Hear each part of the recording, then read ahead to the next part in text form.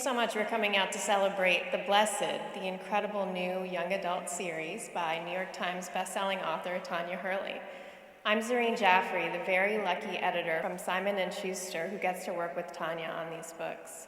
She's created an incredible event tonight with readings, musical guests, and I'll let her tell you more about that when she comes up. But first, we're going to watch the incredible trailer she created for The Blessed. Enjoy.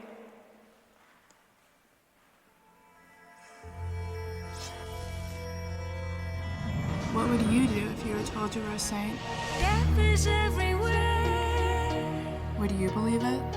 There are lambs for the slaughter, waiting to die. Come here, kiss me now. Come here, kiss me now.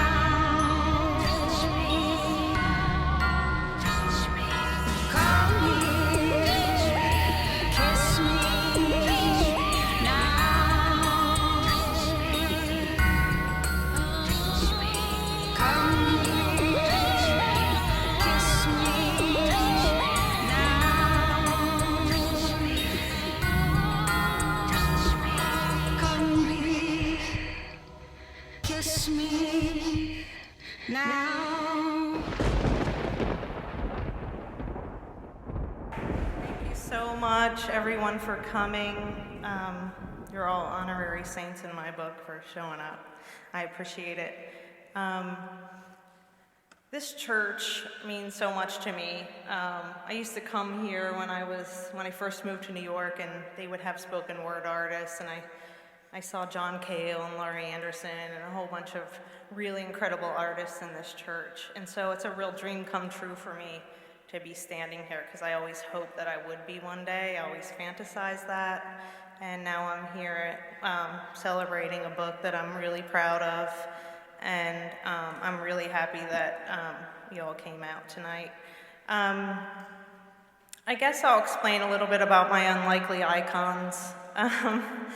There are three girls who kind of hit rock bottom in Brooklyn. It's a love letter to Brooklyn, this book. And I kind of started thinking about young adult stories, and for some reason my mind just went to martyr stories, because I think they're the first young adult stories that we have. I may be mistaken, but and the gruesomeness and the glory of them and the commitment that these girls had. For example, Agnes, the story of Agnes. She was sent to a brothel when she was 12, stripped of her clothes, and ordered to walk to a brothel to spend the rest of her life by her own mother, because she refused to do what her mother wanted her to do, to marry. And as she was walking to the brothel, her hair grew down to her ankles and covered her body and protected her. And that whole supernatural idea of these stories and the commitment that these girls had is something I really wanted to bring into the modern day. I wanted like Quentin Tarantino saints, you know, kick-ass, badassery. I wanted strong female characters who moved to New York. This is definitely a New York story. It's definitely about moving to New York, having this something inside you that you need to prove and you need to do. And I married that with the saint stories, because the whole idea of fame really started with them. They're the first superstars, you know, that we had. Their worship, there's cults devoted to them throughout time. It's not like they have a line of jeans at Kmart for 15 minutes and then they can't get, work. It's my grandmother knows who they are, her grandmother, throughout time. And it doesn't matter what religion you are. And it doesn't matter why they do the things they do. It's the commitment. They stand up for themselves as young girls and say, no, I'm not doing this. I don't feel this is me and I'm not doing it. And they all die willingly for their causes. So this is just a fascinating topic for me. And I am so grateful to Simon & Schuster for publishing these stories, this trilogy, and for believing in the story and in me. So from there, I guess I'll introduce Gus and Scout doing whipping posts. Thank you.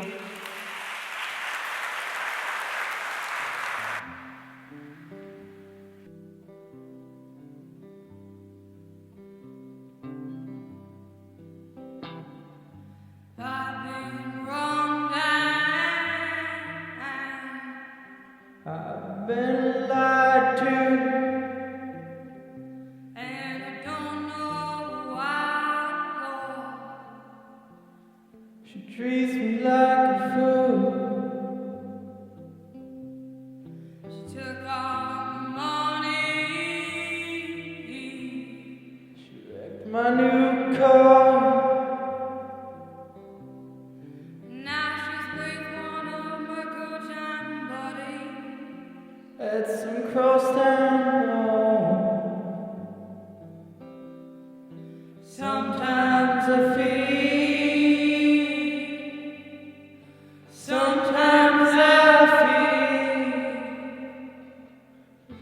like I've been tied to the whipping post, to the whipping post, whipping post. And good Lord, I feel like I'm dying.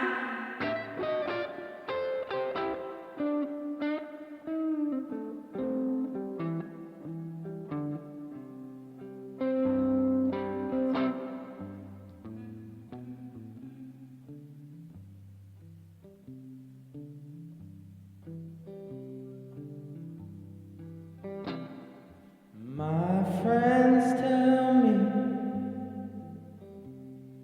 That I'm such a fool. I gotta stand by and take it, babe. All for loving you. And drown myself in sorrow. As I look at what you've done. And nothing seems to change. The bad times stay the same, and I can't run. Sometimes I feel, sometimes I feel like I've been tied to the whipping post, I've been tied. to the whipping post, I've been tied. The whipping whipping post. post. And Good Lord, I feel like I'm dying.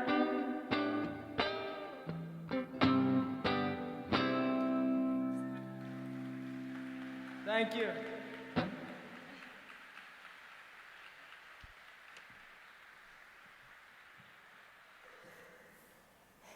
Doctor, stat, the charged nurse ordered, interrupting his attempt at a made-for-TV moralism. Without warning, madness burst through the ER entrance, signaling to Cecilia that it might be a while before she got the GPS on her instrument. Holy breastfed Jesus, Cece said, trying to decipher what the bright flashes of light against the wall above her cloth divider might be. It was like nothing they'd ever seen or heard before. It was almost as if a lightning storm had made its way to triage. The yelling that accompanied the flashes sounded like a pack of famished beasts picking over bones. It was the blaze of camera flashes and the cursing of paparazzi, all jockeying for position, all trying to get a shot, the shot. "Lucy, over here," one yelled. "Lucy, one shot of you in your IV bag," another demanded. "I can't see," Lucy mumbled as she put her vintage blonde mink jacket over her head to shield her eyes and shroud her face, before promptly passing out. "Back the hell up," a security guard at the visitor desk shouted repeatedly. Neither Agnes nor Cecilia could make out much except what they could see beneath the hanging curtain and hearing the term OD thrown around. Articles of clothing began hitting the floor, first one spiked stiletto and then another, black leggings, a strapless push-up bra, Swarovski headband, vintage Chanel purse, and finally, a silk dress that seemed to gently float down like a little black parachute. Looks like another recessionista's charge account came due, Cecilia muttered under her breath. What is this, teen night? Dr. Moss asked rhetorically as he prepped the oral charcoal. No, just Saturday night in Brooklyn, the nurse responded. Mondays are heart attacks. Lucy, another nurse shouted. Lucy, can you hear me? The nurse didn't need to check the clipboard for her name. Anyone who read the blogs or local gossip pages knew who she was and why she was accosted by the screaming pops. Agnes overheard the chatter between the doctor and hospital public relations officer who were standing outside her curtain.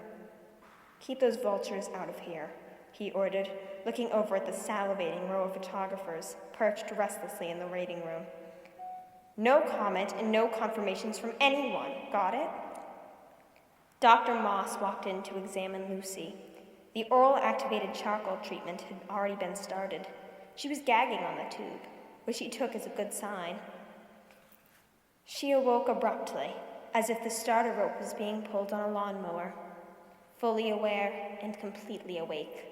Get me out of here, Lucy screamed, wrenching the tube from her throat. She was fidgety, crazed, almost manic. Relax, honey, a large and in-charge nurse said, pushing gently down on her shoulders. You're safe from all those reporters out there. Safe, Lucy scoffed, fussing blindly with her makeup, her voice raspy. Are you kidding me? This shot is going to put someone's kid through college. The nurse was clearly taken aback, not only by her comment, but also by the fact that the girl lying on the gurney was in full media mode. What are you talking about? An emergency room photo? Do you know what kind of placement those get? Lucy gave the irascible health aide the once-over and realized that she probably didn't. Like you'd understand. Lucy pulled the overhead examination lamp closer and checked out her reflection in the chrome tray positioned over her gurney. Well, then maybe you can get that officer outside to understand a little better what someone your age was doing passed out in the bathroom of a club. Lucy refused to acknowledge the seriousness of her condition, medically or legally, and reached down for the pieces of her scattered outfit. A searing pain stopped her short, and she doubled over, clenching her stomach in agony. The nurse placed sticky back electrodes on Lucy's chest and wired her to the cardiac monitor at her bedside. The switch was flipped, and instead of the expected beep, beep of Lucy's heart rate, the sound was one long, extended note, indicating a flatline. Then, nothing. Lucy's eyebrows perked up nervously as the nurse fiddled with the machinery.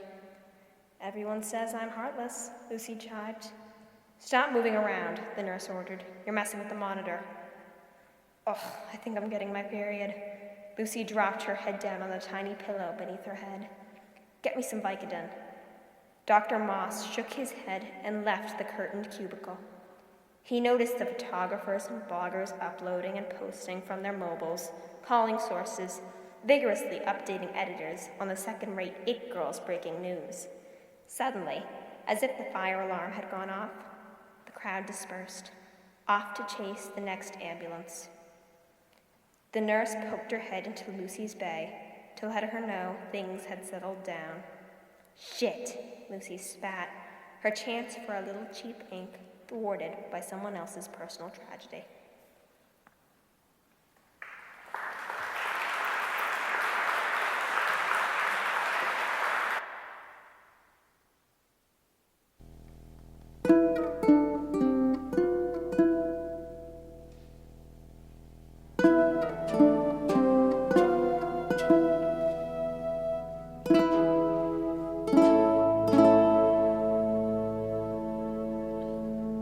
Lean out your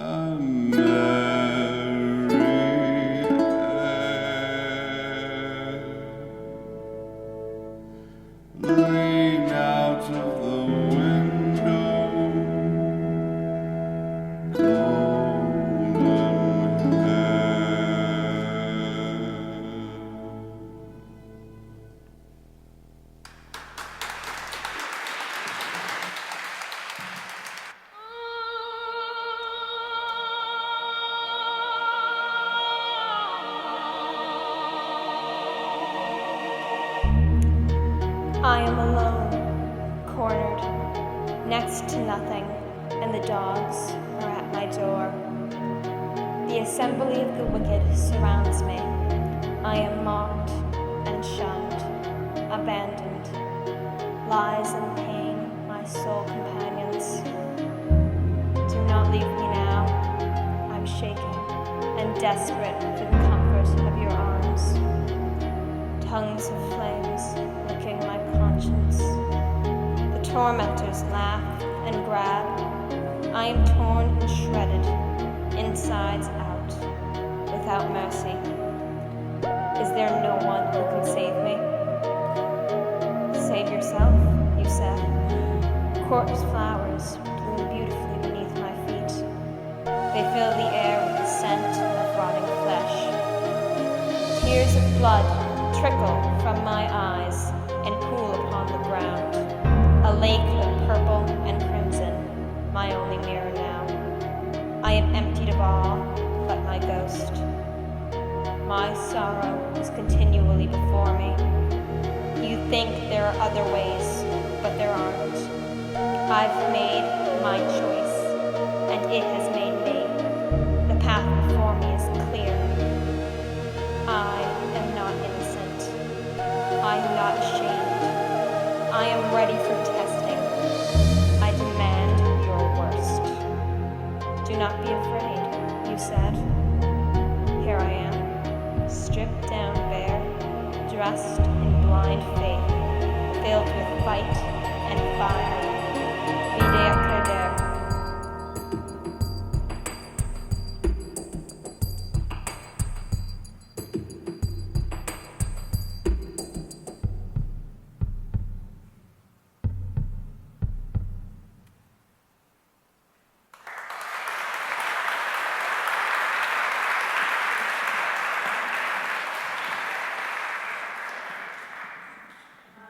I just want to thank a few people. I want to thank Natalie Shaw. Stand up, Natalie. She's the artist from Lithuania who did the book cover and the reverse art, and she's a phenomenal artist and graciously agreed to do the 3 book covers, and in awe of her. Angela Dieterlizzi, who introduced me to Natalie's art. Angela, stand up. She's also an author at Simon & Schuster. I want to thank Gus Scout for doing an amazing job with Whipping Post. That is not an easy song to perform, and they did a fantastic job. All of the songs are songs from the book, so they did an amazing job. I'd also like to thank Stephin Merritt. He's a genius. And Claudia for working the whole thing out and performing. I'd like to thank Kara Hayward and all the people at Simon & Schuster Audio. Kara was my first choice for this. She is an amazing actress, and I'm sure she will be an icon herself very soon, if she hasn't been classified one as yet. If you all have a chance to listen to the audiobook, you'll see what I'm saying, but you've seen Moonrise Kingdom, right? You've all seen that, out on Blu-ray, right?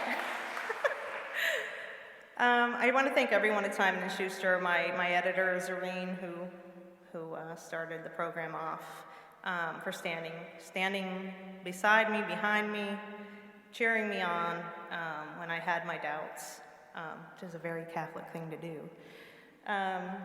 And I'd like to thank Justin for publishing this in the first place and for taking it off the table and for believing in it and supporting it. This is a very different kind of book series for young adult, and they really took a chance, I think, and I really appreciate that, and I appreciate all of you for coming very much. I'd like to thank my twin sister Tracy, who's not here tonight. She's watching my sick daughter, for putting a lot of this together. Emily Thompson, who did all the flowers and the headpieces and stuff for the trailer. She's a phenomenal artist and a really great human being. And I'd like to thank all of you for coming. And once again, ladies and gentlemen, Stephin Merritt.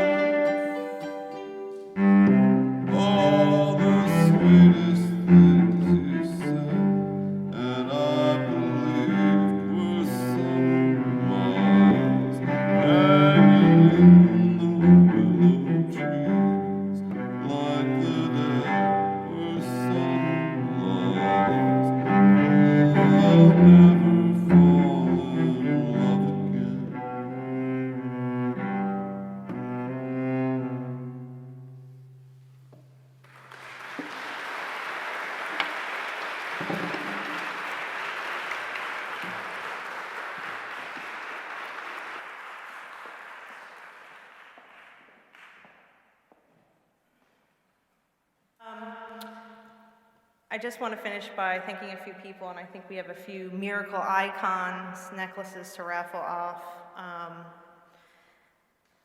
I want to thank Paul Crichton from Simon & Schuster, Lydia Finn, Chrissy No, and Lucille, everyone at Simon & Schuster for putting up with me.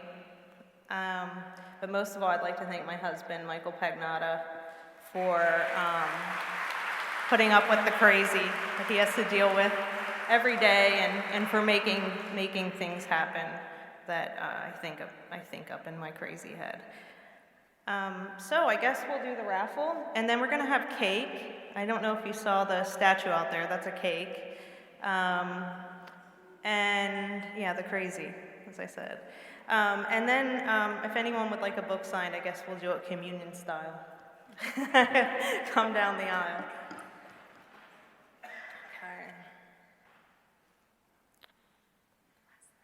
Last three. Oh, 777. St. Lucie. Yeah. Anyone have it? There you go. Okay.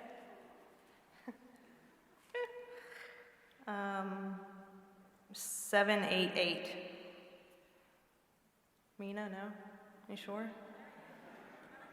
Okay, congratulations. You won a Miracle Icons necklace from Mary Jo Payne, designer extraordinaire. And the last one is 919. 919? Yay! Yay! Congratulations. Also, I believe we're going to be passing around an offertory basket. Feel free to give to the restoration of St. Anne's Church, this amazing landmark. So give generously. And thank you everyone again for coming. Thank you so much.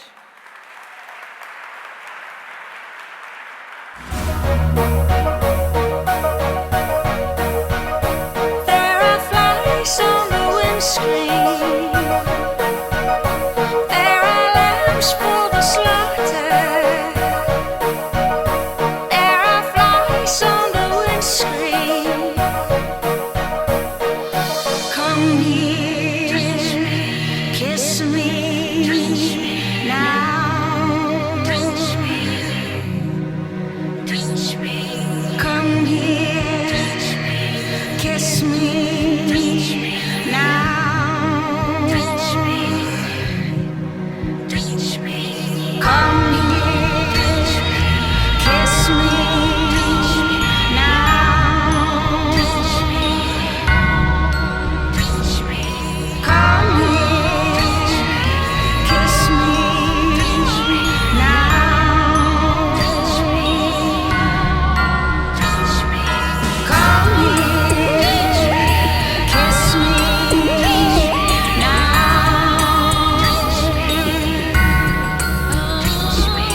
Come here, kiss me now. Come here, kiss